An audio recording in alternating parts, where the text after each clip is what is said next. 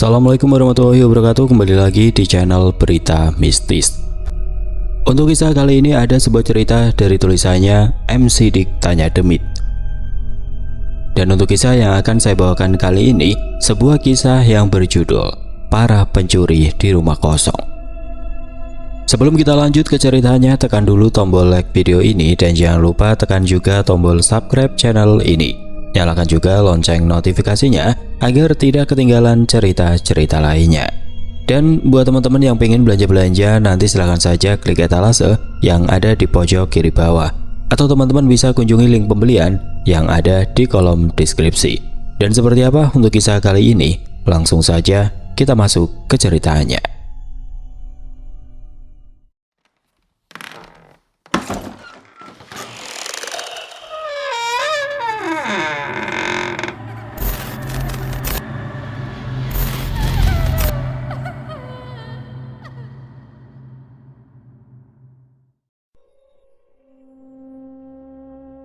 Di sebuah pinggiran kota terdapat sebuah warung kecil yang jauh dari hiruk-pikuk kendaraan dan lampu jalan yang terang benderang. Tempatnya remang-remang, hanya diterangi oleh lampu neon tua yang berkedip dengan suasana yang kotor dan sedikit bau. Di sana terlihat penuh dengan pecahan botol minuman keras dengan aroma alkohol yang menyengat. Namun bau itu tersamarkan oleh bau gorengan yang sedang dimasak oleh pemilik warung di dalam sana. Tepat di salah satu mejanya terdapat dua orang pria yang duduk sambil merokok. Di depannya ada sebuah botol arak yang hampir kosong. Dan salah satu dari mereka nampak melirik ke arah jalan kecil karena salah satu temannya sepertinya belum datang pada malam ini. "Ben, si Joko emang beneran mau datang malam ini?" tanya Rangga, seorang pria dengan tubuh yang kecil dengan wajahnya yang tampak gelisah. "Iya, lo tunggu saja, dia pasti bawa kabar baik. Makanya gue kenalin ke lo juga, karena dia kerja di rumah itu, dan dia pasti bisa menyelesaikan masalah lu selama ini," jawab Beno, seorang pria yang bertubuh kekar dan merupakan preman di sekitar warung tersebut. Beno tampak tenang, salah satu tangannya yang sedang memegang gelas arak dan meminumnya sambil melirik ke arah jalan. Dia meneguk isinya sampai habis dan merokok di depan Rangga yang masih nampak gelisah. Sedangkan Rangga dia nampak berbeda. Permasalahan yang sedang dialami membuat wajahnya terus-menerus gelisah. Dan Beno yang merupakan temannya ingin mengenalkan seseorang yang mungkin bisa membantu membereskan masalahnya ini. Setelah hampir 15 menit menunggu, nampak sebuah motor tua muncul dari kejauhan. Lampunya nyala redup dengan knalpot yang nyaring di tengah keheningan malam. "Tuh si Joko, bener kan kata gua, dia pasti datang. Tenanglah, gak usah gelisah gitu," kata Beno yang berdiri dan berjalan ke depan warung untuk menjemput Joko yang mendekat kepada mereka. Joko seketika menghentikan motornya ketika sampai di warung tersebut. Dia turun dari motor dan disambut oleh Beno. Bau alkohol langsung tercium olehnya, dan hal itu membuat wajah Joko langsung sedikit menjauh darinya. "Nah kan dia datang," kata Beno ke arah Rangga yang duduk di dalam warung. Sambil menoleh ke arah Joko, dia mengajaknya duduk dan kembali berkata kepadanya, "Gimana? Majikanmu sudah pergi mudik?" Joko duduk dengan tenang. Dia melirik ke kiri dan ke kanan di sekitar warung tersebut. Beno memberikan satu batang rokok. Lalu tidak lama Joko menyalakannya dan menghisapnya secara perlahan sebelum akhirnya dia berkata sesuatu kepada mereka berdua. "Iya, dia sudah berangkat ke keluarganya, jadi rumahnya kosong. Bahkan semua pembantu sudah mudik duluan dan hanya gua doang yang suruh jaga sampai mereka balik," kata Joko dengan nada yang pelan ke arah mereka.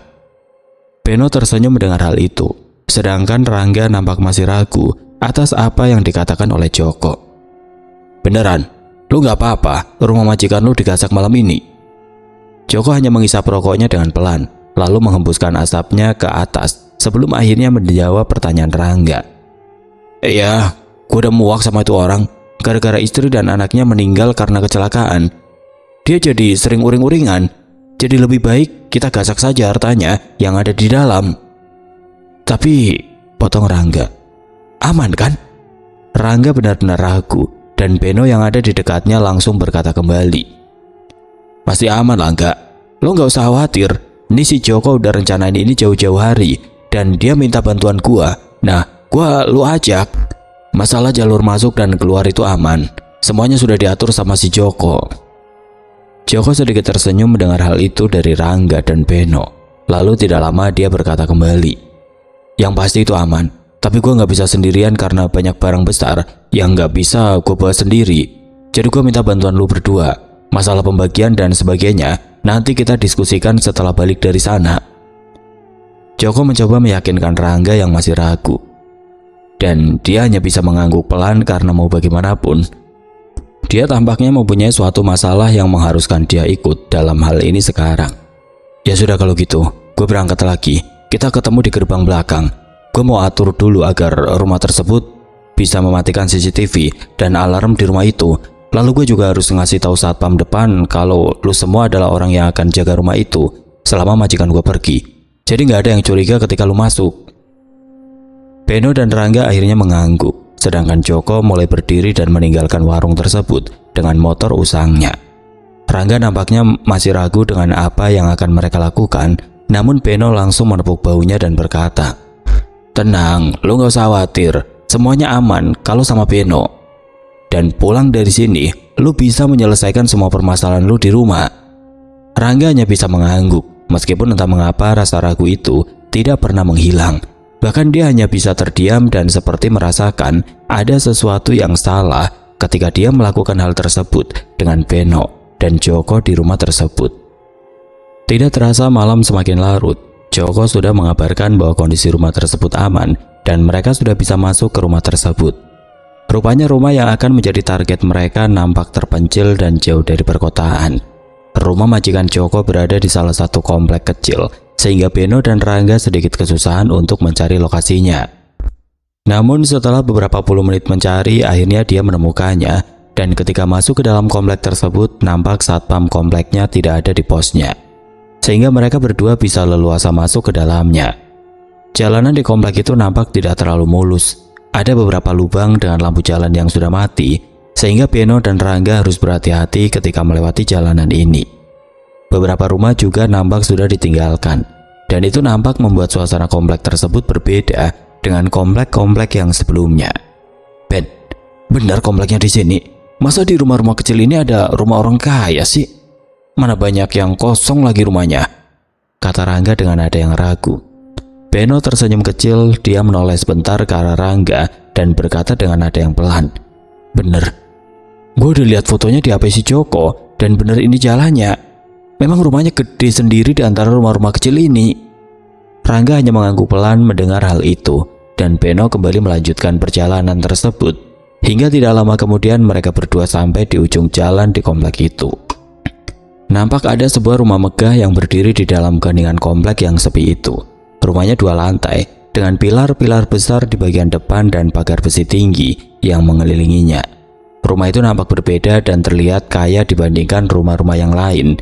Ukurannya normal, dan ketika mereka mendekat, Joko sudah menunggu mereka dengan motor usangnya di depan rumah. "Gila, majikan lu kerja apa? Sampai punya rumah kayak begini?" kata Beno sedikit kagum dengan rumah yang ada di depannya. Joko hanya tersenyum kecil. Dia tidak menjawab apa yang Beno tanyakan dan langsung mengajak mereka ke belakang rumah melalui selokan kecil yang ada di sebelah rumah besar itu. Beno dan Rangga mulai mengikuti Joko dengan hati-hati. Mereka berjalan di atas selokan kecil itu hingga mereka semua sampai di halaman belakang rumah besar itu. Di sana ada sebuah pintu kayu kecil yang terkunci, dan Joko langsung merogoh kunci cadangan di sakunya dan membuka pintu kayu itu sebelum akhirnya membukanya. "Nah, gampang kan? Kalau sudah masuk ke dalam, gue persilakan lu berdua gasak semua isinya. Tapi ingat, ntar bagi rata."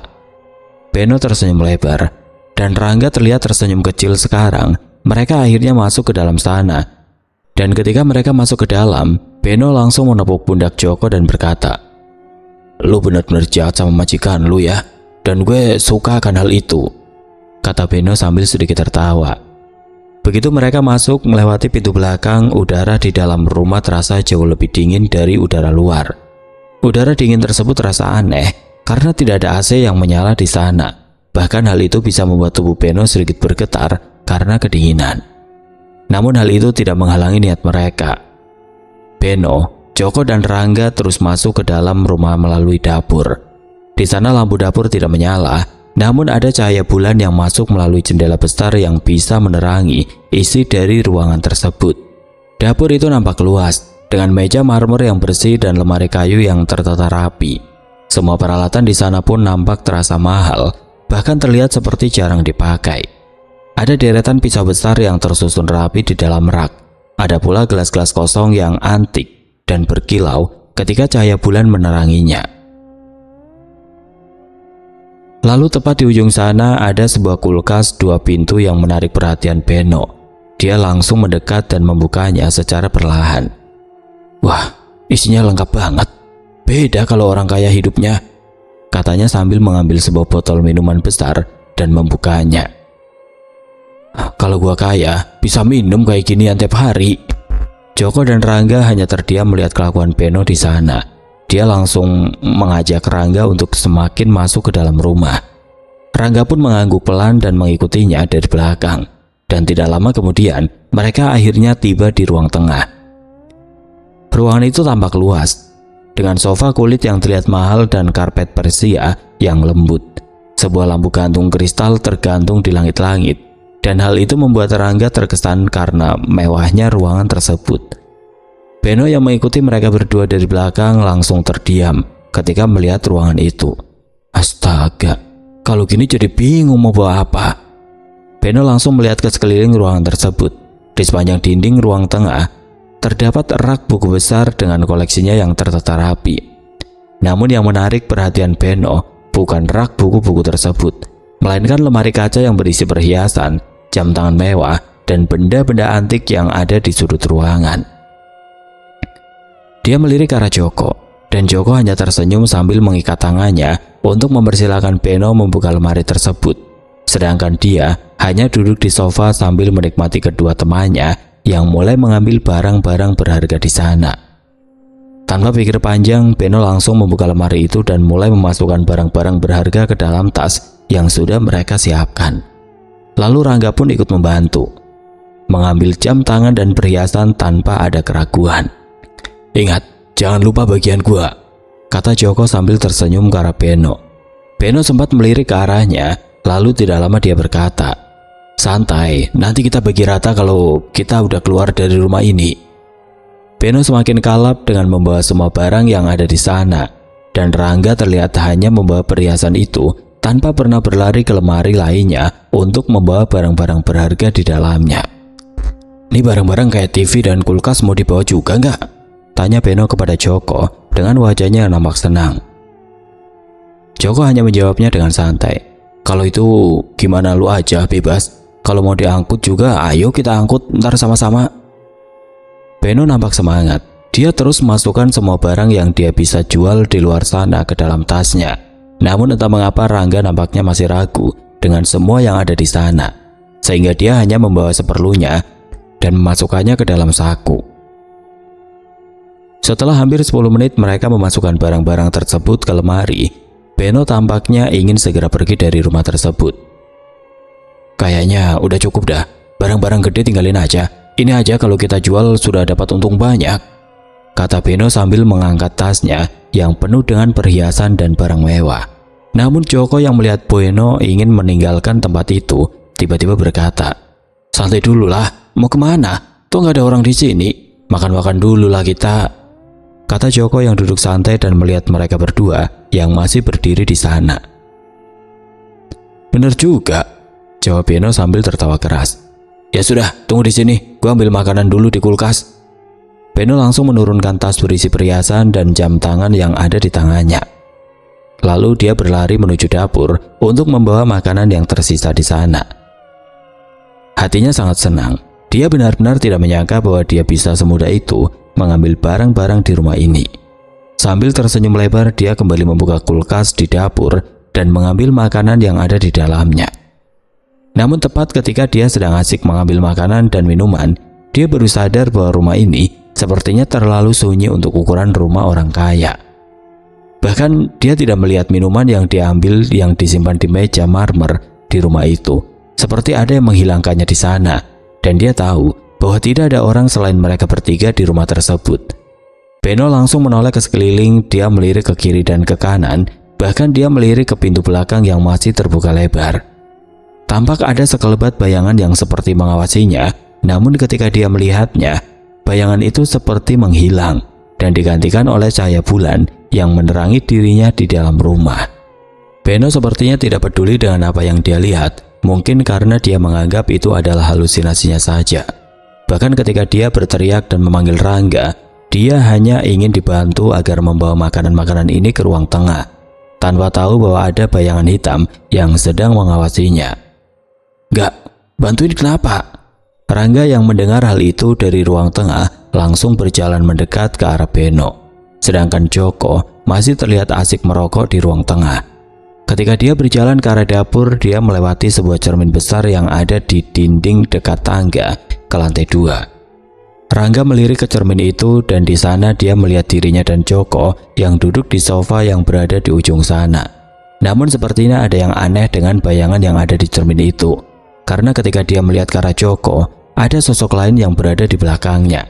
Sosok itu berbentuk bayangan yang tinggi dan kurus, dan dia berdiri di belakang sofa tersebut dengan wajahnya yang tidak terlihat sama sekali. Jantungnya langsung berdetak dengan kencang. Dia menatap cermin itu dengan seksama sambil menggosok-gosokkan kedua matanya, dan ketika dia melihatnya lagi, dia benar-benar melihat sosok itu berdiri di belakang Joko. Rangga sempat menoleh ke arah Joko yang sedang asik merokok, namun di sana tidak ada sosok tersebut. Suasananya mendadak aneh ketika Rangga melihat sosok itu, dan Joko yang duduk di sana langsung bertanya ketika Rangga melihatnya. "Ada apa gak?" tanya Joko dengan santai. Enggak. Jawab Joko sambil melirik kembali ke cermin tersebut. Tubuhnya tiba-tiba terdiam ketika dia melirik lagi ke cermin itu. Sosok dengan tubuh yang tinggi dan kurus itu nampaknya bertambah. Bukan hanya satu yang berdiri di sana, namun kini ada 3 sosok yang berada di sana. Bahkan kini ada sesuatu yang berbeda, yaitu sebuah mata merah menyala yang muncul dan menatapnya dari kejauhan. Selain itu, secara tiba-tiba ketiga sosok itu tiba-tiba tersenyum. Dan dari balik senyumannya, dia melihat gigi-gigi taringnya yang tajam, dan salah satu dari mereka nampak ingin memakan kepala Joko yang sedang duduk santai di atas sofa. Rangga hanya bisa terdiam di depan cermin tersebut. Nafasnya terasa berat. Dia menatap cermin itu dengan kedua matanya yang terbelalak. Dia berharap bahwa bayangan itu menghilang, namun lama-kelamaan bayangan itu malah lebih banyak, dan mereka semua menatap Rangga dengan kedua matanya yang merah menyala. Rasa takut secara perlahan muncul di dalam tubuhnya. Keringat dingin mulai bercucuran di wajahnya, bahkan tubuhnya nampak bergetar hebat. Lalu secara tiba-tiba, "Kenapa lo diam saja, bukannya bantuin gua?" Jantungnya langsung bergetar kencang. Dengan wajahnya yang ketakutan, dia langsung memalingkan wajahnya dan rupanya di sana ada Beno yang datang membawa makanan dari dapur. Kayaknya kita cepat pergi dari sini deh," kata Rangga dengan nada yang bergetar. Beno hanya tertawa dan Joko nampak santai di sofa seperti tidak mendengar apa yang dia katakan. "Lu takut ketahuan? Santai saja. Kan kata si Joko udah gak ada siapa-siapa di sini. Bener kan, Jok?" tanya Beno ke arah Joko. Joko hanya mengangguk di atas sofa dan Beno pun mengajaknya untuk duduk di sofa tersebut. Rangga mengangguk pelan lalu dia menjauhi cermin dan berjalan ke arah Joko. Dia sempat menoleh ke arah dapur di mana pintu belakang masih terbuka dengan lebar. Namun ada sesuatu di balik pintu itu, yaitu bayangan yang tadi dia lihat di cermin. Bayangan itu seperti menutupi cahaya bulan dan berdiri di balik pintu belakang. Dengan kedua matanya yang merah menyala, dia menatap Rangga dengan tatapan yang tajam, dan tidak lama kemudian mulutnya tiba-tiba muncul dan menyeringai sambil menutup pintu belakang dengan keras. "Brak, goblok, apa itu?" Beno kaget mendengar suara tersebut, dan Rangga langsung berlari ke arah Joko yang masih duduk di sofa. Jok, ayo balik. Rumah ini udah gak bener. Udah cukup lama di sini." Joko yang sedang duduk hanya mengerutkan dahinya, lalu tidak lama dia berkata, "Ada apa sih lu, Gak?" Rangga seketika melirik ke arah pintu, dan di sana rupanya sudah ada Beno yang sudah berlari duluan ke dapur dan mengecek pintu belakang itu. Beno langsung tersenyum dan berjalan kembali ke arah Rangga. Dia tertawa keras karena melihat Rangga ketakutan. Asli, gua kaget gara-gara pintu itu nutup sendiri. Tapi kayaknya itu gara-gara angin malam dah, kata Beno sambil tertawa. Gue jadi kayak Rangga, Parno, gara-gara pintu tertutup sendiri. Beno kembali ke ruang tengah, lalu dia mengambil tas yang berisi barang-barang berharga dan mengajak Joko untuk keluar dari rumah ini. Jok, si Rangga udah bener-bener Parno. Kayaknya seumur hidupnya dia nggak pernah masuk rumah gede kayak begini. Udah balik, kelamaan kita di rumah ini. Joko hanya tersenyum dan Rangga nampak mengangguk dengan tubuhnya bergetar. Ya sudah, kalau itu mau lu pada, ayo kita balik sekarang. Joko akhirnya berdiri dan menepuk pundak Rangga sambil mengajaknya pergi dari rumah itu. Namun sesuatu nampak terjadi ketika mereka bertiga ingin segera meninggalkan ruangan tersebut. Terdengar sebuah botol antik yang ada di lemari yang sudah terbuka tiba-tiba jatuh dengan sendirinya. Hal itu sontak membuat mereka bertiga melirik ke arah lemari tersebut, dan ketika hal itu terjadi, satu persatu botol-botol itu berjatuhan dengan sendirinya. Dan hal itu membuat Joko, Beno dan Rangga hanya bisa terdiam melihat apa yang terjadi di depan mata mereka. Udah gak bener ini, Jok. Ben, ayo kita balik, kata Rangga yang langsung membalikkan tubuhnya ke arah dapur. Ketika dia berkata seperti itu, tiba-tiba ada sesuatu yang membuat mereka semakin shock ketika mereka berada di rumah ini. Seisi rumah mendadak bergetar, lampu mewah yang bergantung langsung miring ke kiri dan ke kanan, benda-benda antik yang ada di lemari berjatuhan, dan jam dinding yang ada di sudut ruangan seketika jatuh dengan sendirinya. Hal itu tentu saja membuat mereka kaget dan tidak bisa berbuat apa-apa. Wajah mereka bertiga tampak pucat dengan rasa takut yang mulai muncul di dalam tubuh mereka secara perlahan. Tiba-tiba, di tengah ketakutan mereka muncul klik. TV besar yang ada di ruang tersebut menyala sendiri. Layarnya nampak kosong dan berwarna biru tua, namun pantulan cahaya dari TV tersebut menerangi sebuah bayangan yang berdiri di depan sofa. Bayangan itu adalah bayangan yang sempat Rangga lihat di dalam cermin, dan itu muncul kembali dengan kedua mata merahnya yang menyala. Beno, Joko, ayo balik. Rangga langsung berteriak. Dia menarik tangan Joko dan Beno yang berdiri terpaku ketika bayangan itu muncul. Dia berlari ke arah dapur bersamaan dengan Beno dan Joko. Jok, itu makhluk apaan? Penunggu rumah ini? Tanya Beno yang keringat dingin ketika berlari meninggalkan ruangan tersebut. Joko hanya menggelengkan kepalanya.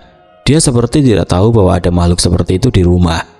Gua nggak tahu, gue cuma ngurus kebun depan doang. Gue jarang masuk ke rumah. Joko juga nampak panik karena ada sesuatu yang aneh di dalam rumah tersebut. Dengan langkahnya yang tergesa-gesa, mereka langsung berlari ke arah dapur. Namun tepat ketika mereka ingin masuk ke arah dapur untuk melarikan diri melalui pintu belakang, tiba-tiba, astaga, Rangga yang berada paling depan langsung menghentikan kedua langkah temannya. Di dalam dapur dia melihat banyak sekali bayangan yang berdiri di sana. Ada yang berdiri di dalam kulkas, ada yang sedang merayap di langit-langit rumah, ada pula yang berdiri di luar dan mengintip dari jendela ke arah mereka. Bayangan-bayangan itu mempunyai bentuk yang sama, dan juga mereka menatap Rangga, Beno, dan Joko dengan kedua matanya yang merah menyala. Gak bener ini, ayo balik-balik, cari jalan lain, kata Joko yang panik melihat mereka semua. Rangga dan Beno langsung berbalik. Di sana Beno langsung berteriak ke arah Joko. Jok, mau kabur kemana lagi kita? Gua pengen keluar dari tempat ini. Joko langsung melirik ke ruang tengah. Dan di sana mereka bertiga melihat bayangan-bayangan itu yang semakin lama semakin banyak. Lalu tidak lama Joko langsung melirik ke atas, dan dengan jantungnya yang berdetak kencang, dia langsung menoleh ke arah mereka berdua. Atas, kita ke atas. Mereka bertiga langsung berlari dengan wajah-wajah mereka yang pucat ke lantai 2. Joko yang berlari di depan langsung mencari tempat agar mereka bisa melarikan diri dari sana. Tepat di koridor atas, Joko langsung belok ke ruangan yang merupakan kamar dari majikannya. Dia membuka pintunya dengan nada yang panik dan langsung mengajak mereka berdua masuk ke dalam. Cepat masuk. Rangga dan Beno yang ada di belakangnya langsung berlari masuk ke dalam. Dan nampaknya para bayangan itu tidak mengejarnya ke lantai atas. Mereka benar-benar kecapean di kamar tersebut. Nafas mereka terasa berat dengan jantung mereka yang berdetak dengan kencang. Kamar itu sepertinya menjadi tempat yang aman bagi mereka. Dan ketika mereka bertiga melihat kamarnya, itu adalah kamar yang benar-benar mewah. Bahkan mungkin kamar ini lebih besar dari rumah mereka sendiri. Di dalam kamar ada sebuah pintu yang tembus ke balkon luar. Dan hal itu membuat Beno langsung berlari ke arah pintu dan berusaha untuk membuka pintu tersebut. Sial, pintunya terkunci. Beno langsung melirik ke arah Joko. Dengan nada yang sedikit berteriak, dia meminta kunci pintu itu agar dia bisa berlari keluar dari rumah ini. Jok, lu ada kunci cadangan pintu ini kan? Joko menggelengkan kepalanya. Dengan nafas yang terengah-engah dia lalu menjawab, gua nggak punya kunci itu, hanya majikan gua yang punya kuncinya. Di sana Beno nampak sedikit geram. Dia langsung mendobrak pintu itu dengan tenaga yang dia punya.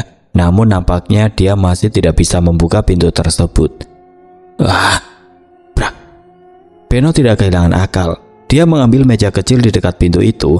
Dengan tenaganya yang besar, dia mengangkatnya dan melemparkannya ke arah jendela yang ada di sebelah pintu. Namun entah mengapa jendelanya nampak tidak tergores sedikit pun. Kacanya nampak kokoh dan tidak pecah saat Beno melemparkan meja itu dengan sekuat tenaga. Rumah apaan ini? Jok, Beno kembali memanggil Joko. Cari jalan keluar lain yang lu punya kunci cadangannya. Joko mengangguk pelan, namun dia nampak tidak berani keluar dari kamar itu. Rangga yang duduk dan mencoba menenangkan diri tiba-tiba berkata kepada Beno, Ben, lebih baik kita diam dulu. Bayangan-bayangan itu masih di luar sana dan lebih baik kita bersembunyi daripada harus lari melawan mereka semua. Beno nampak terdiam sebentar. Dia melirik ke arah Joko dan Rangga yang masih mengatur nafasnya dengan keringat dingin yang membasahi tubuhnya. Setelah itu Beno akhirnya menghela nafas panjang dan duduk sambil menyender ke arah pintu yang terkunci itu.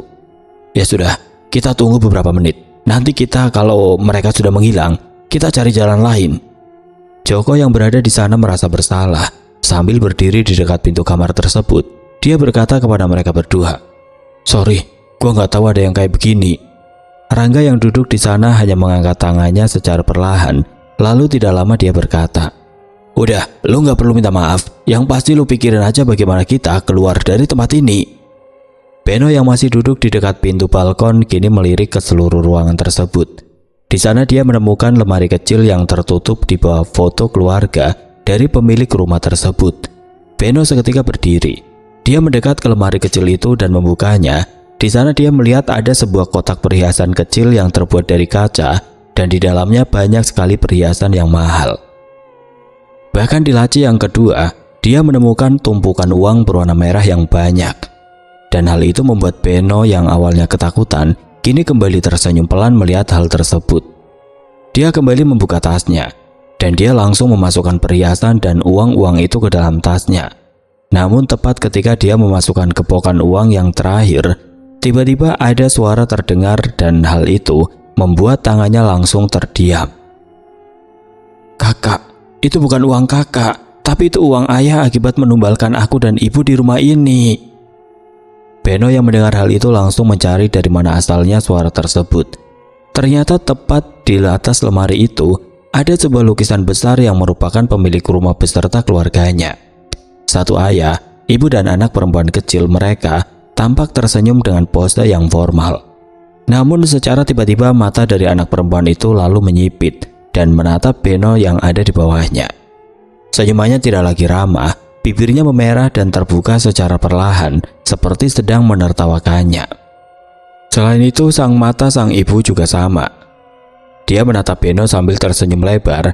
Bukan kulitnya yang putih dan mulus di dalam foto tersebut, kini berubah menjadi kemerah-merahan. Kulitnya seperti terkelupas dan berubah menjadi sebuah daging tanpa kulit di wajahnya. Wajah Beno mendadak pucat. Dia langsung berbalik ke belakang dan berlari ke arah Rangga dan Joko yang berada di dekat pintu kamar. Kita harus cepat-cepat cari jalan keluar dari sini, katanya dengan nada yang panik. Rangga dan Joko yang melihat Beno nampak aneh. Bahkan salah satu tangannya yang terlihat sedang menunjuk ke foto keluarga yang menempel di dinding. Tapi Rangga dan Joko seperti tidak melihat di dalam foto tersebut, dan hal itu membuat mereka berdua sedikit kebingungan.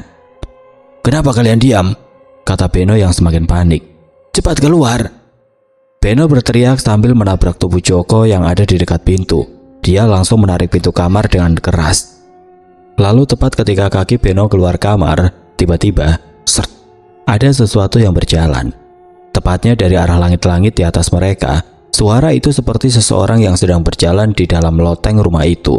Namun dia terlihat seperti sedang menyeret sesuatu di sana. Rangga yang mendengar hal itu seketika langsung melirik ke arah atas. Dan dia langsung berlari mengejar Beno yang keluar dari kamar tersebut. Sedangkan Joko dia berdiri paling akhir karena dia merasa bahwa kamar itu baik-baik saja. Tapi karena mereka berdua pergi, dia akhirnya mengikutinya. Namun tiba-tiba dari atap kamar muncul sesuatu yang merangkak dengan cepat. Wujudnya berwarna hitam, seperti bayangan dan merangkak dari dalam kamar. Joko yang tahu ada sesuatu di belakang sana tiba-tiba mempercepat langkahnya. Namun sayang, tiba-tiba ada beberapa tangan yang kurus dan hitam yang menarik tubuhnya kembali ke dalam kamar. "Rangga, Beno!" Dia berteriak memanggil kedua temannya. Rangga dan Beno sempat berhenti dan berbalik melihat tubuh Joko ditarik kembali ke dalam kamar. Dia meronta-ronta, namun rupanya tangan itu tidak bisa lepas sehingga tubuhnya ditarik dengan paksa ke dalam kamar tersebut. Rangga tergerak untuk kembali dan menyelamatkannya. Namun hal itu ditahan oleh Beno. "Lu mau mati? Biarin dia, kita kabur sekarang. Yang penting kita selamat dulu," kata Beno dengan nada yang panik. Rangga yang melihat tubuh Joko menghilang di dalam kamar itu seketika langsung berbalik arah dan berlari mencari cara agar bisa kabur dari tempat ini. "Maafin gua, Jok," kata Rangga sambil berlari mengikuti Beno. Mereka akhirnya kembali turun, mencoba untuk keluar melalui pintu depan rumahnya. Beno berpikir bahwa pintu depan biasanya terkunci dari dalam dan dia bisa membukanya dari dalam rumah agar bisa kabur keluar. Beno tidak menyadari bahwa bayangan-bayangan hitam yang Rangga lihat di ruang tengah nampak sedang menonton mereka dalam kegelapan. "Cepetan, lama amat lu larinya," kata Beno yang melihat Rangga nampak kesusahan ketika turun dari tangga itu. Beno turun terlebih dahulu ke ruang tengah, sedangkan Rangga masih di tengah-tengah tangga. Dia berlari terlebih dahulu untuk membuka pintu depan tanpa menunggu Rangga. Namun tepat ketika dia turun ke lantai bawah dan akan berlari menyusul Beno, tiba-tiba sosok hitam yang dia lihat di cermin muncul tepat di depan wajahnya. Dia muncul begitu saja sehingga Rangga tidak bisa menahan tubuhnya dan langsung menabrak bayangan tersebut. Tubuhnya menembus bayangan itu, namun secara tiba-tiba tubuhnya terasa panas. Dan lama-kelamaan kulitnya melepuh secara perlahan. Rangga mencoba berteriak, namun entah mengapa teriakannya itu tidak terdengar oleh Beno yang sudah berlari keluar pintu depan. Bayangan yang muncul itu lalu berbalik.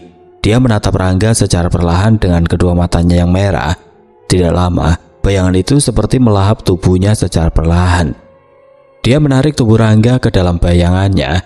Rangga mencoba berteriak. Bahkan tangannya yang melepuh terlihat seperti sedang menggapai Beno yang masih berlari di sana. Tidak lama kemudian tubuhnya menghilang secara perlahan, bersamaan dengan rasa sakit yang dia derita ketika seluruh kulitnya terkelupas dengan sendirinya di sana. "Ah, sial. Ternyata pintunya dikunci." Beno menggebrak-gebrak pintu itu dan pintunya tidak bergeming sama sekali. Dia juga sempat memukul jendela besar yang ada di dekat pintunya. Namun kacanya tidak pecah saat dia pukul oleh kedua tangannya. Beno masih berpikir keras kemana dia harus keluar. "Cari jalan lain gak? Karena pintu depannya..." Beno membalikkan tubuhnya dan mencoba memanggil Rangga. Namun ternyata Rangga sudah menghilang di sana. Yang ada hanyalah bayangan-bayangan hitam yang sedang mengelilinginya dengan kedua matanya yang merah. Beno nampak gemetar. Dia mundur selangkah. Namun dia mencoba memberanikan diri, karena dari ketiga orang tersebut dia adalah orang yang paling berani. Lo ngapain Rangga dan Joko? Gua nggak takut," kata Beno sambil mengambil sebuah pisau di salah satu sakunya. Sosok itu tidak menjawab, mereka hanya melayang dan mendekat ke arah Beno yang ada di depan pintu rumah. "Minggir lu semua, minggir!" Beno berteriak, lalu dia mengibaskan tangannya dengan pisau yang dia pegang. Bayangan-bayangan itu tidak bergeming. Bahkan semakin lama semakin banyak dan kini mengelilinginya. Tidak lama kemudian nampak tangan-tangan hitam muncul dari bayangan yang ada di lantai. Jari-jarinya panjang, kurus dan berkerut. Tangan-tangan itu muncul dengan meneteskan cairan hitam pekat yang berbau busuk. Dan tanpa Reno sadari, tangan-tangan itu langsung menangkap kakinya dan menariknya secara perlahan.